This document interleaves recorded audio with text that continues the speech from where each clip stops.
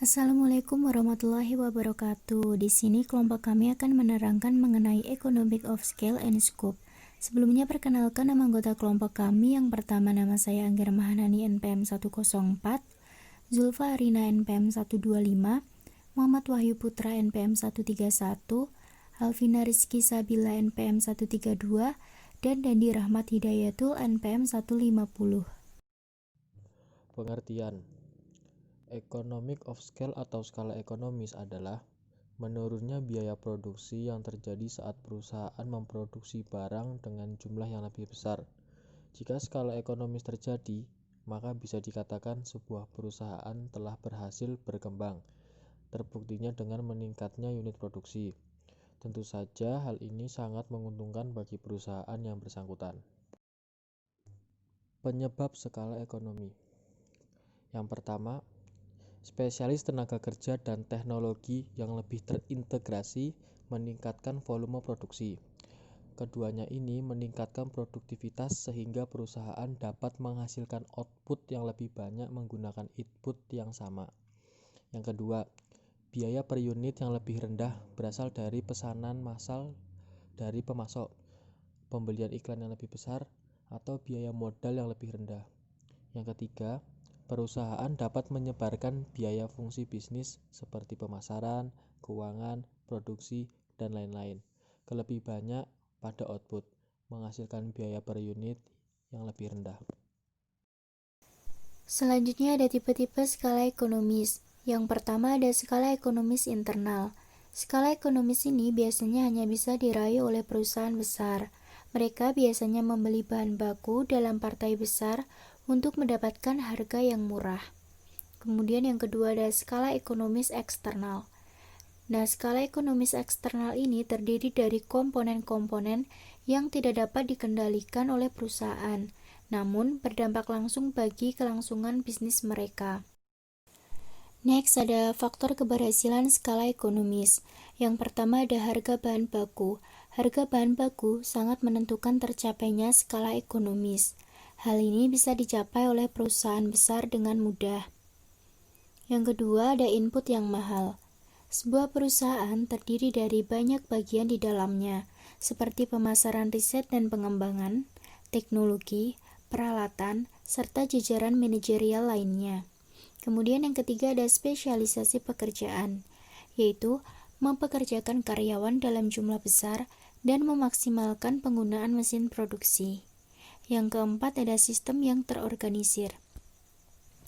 Pembagian kerja yang lebih terorganisir akan menciptakan suatu pembagian kerja yang jelas. Jadi, tanggung jawab dan tugas yang dilakukan oleh pegawai akan sangat jelas dan tidak berbenturan dengan kegiatan lainnya.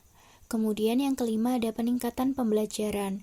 Nah, di sini tidak hanya pembagian kerja yang semakin terorganisir, namun seiring berjalannya waktu, perusahaan akan dapat belajar dari kegagalan dan kesalahan yang pernah dilakukan sebelumnya.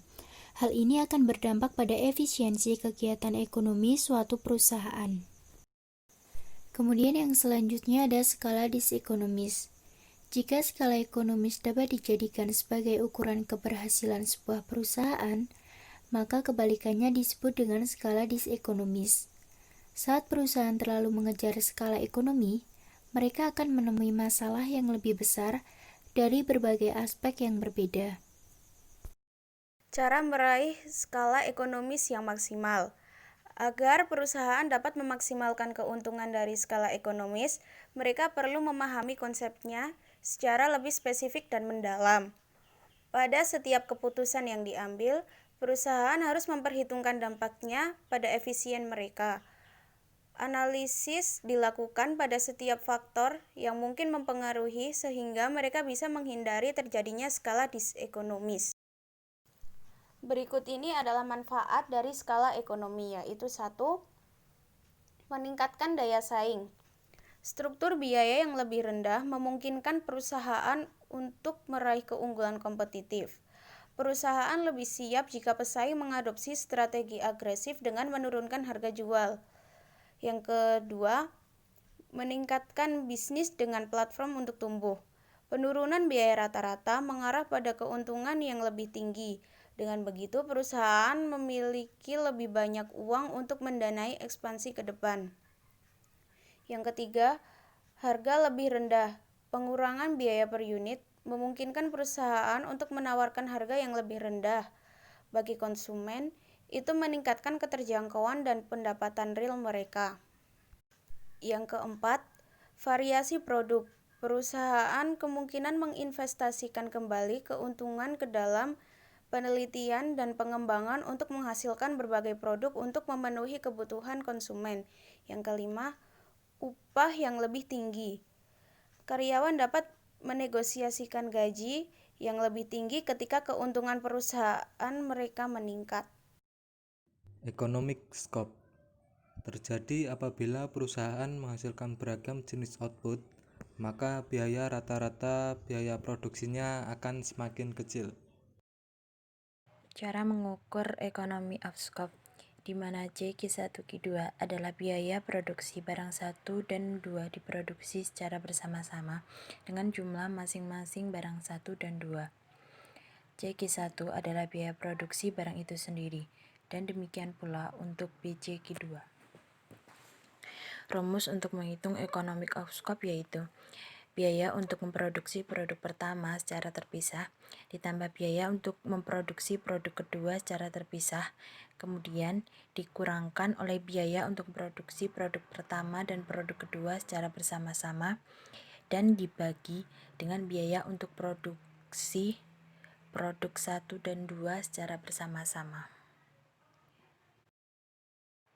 Contoh, jika biaya untuk memproduksi produk pertama secara terpisah sebesar 12 juta dolar, kemudian biaya untuk memproduksi produk kedua secara terpisah sebesar 8 juta dolar, dan biaya untuk memproduksi produk pertama dan kedua secara bersama-sama sebesar 17 juta dolar, maka cara menghitung economic of scope-nya adalah biaya untuk memproduksi produk pertama secara terpisah yaitu sebesar 12 juta dolar ditambah dengan biaya untuk memproduksi produk kedua secara terpisah sebesar 8 juta dolar. Kemudian dikurangkan oleh biaya untuk produksi produk pertama dan kedua secara bersama-sama sebesar 17 juta dolar. Kemudian dibagi oleh biaya untuk produksi produk pertama secara terpisah sebesar 12 juta dolar ditambah dengan biaya untuk produksi secara terpisah sebesar 8 juta dolar. Maka sama dengan 3 juta dolar dibagi 20 juta dolar. Maka hasilnya adalah 0,15. Maka penggabungan produksi barang 1 dan 2 akan menurunkan biaya produksi sebesar 15%. Perbedaan yang terdapat pada economic scale dan economic scope. Pada economic scale, yang pertama, meraih keuntungan dengan memproduksi suatu produk dalam jumlah yang banyak. Yang kedua, mengacu pada pengurangan biaya rata-rata untuk satu produk. Yang ketiga, menggunakan proses yang paling efisien. Sedangkan pada economic scope, yang pertama, mendapatkan keuntungan dengan memproduksi berbagai macam produk dengan pengoperasian yang efisien. Yang kedua, pengurangan biaya rata-rata untuk dua produk atau lebih. Yang ketiga, menggunakan proses yang sama dengan menggunakan high technology. Sekian presentasi yang dapat kami sampaikan, kurang lebihnya mohon maaf. Wassalamualaikum warahmatullahi wabarakatuh. Assalamualaikum.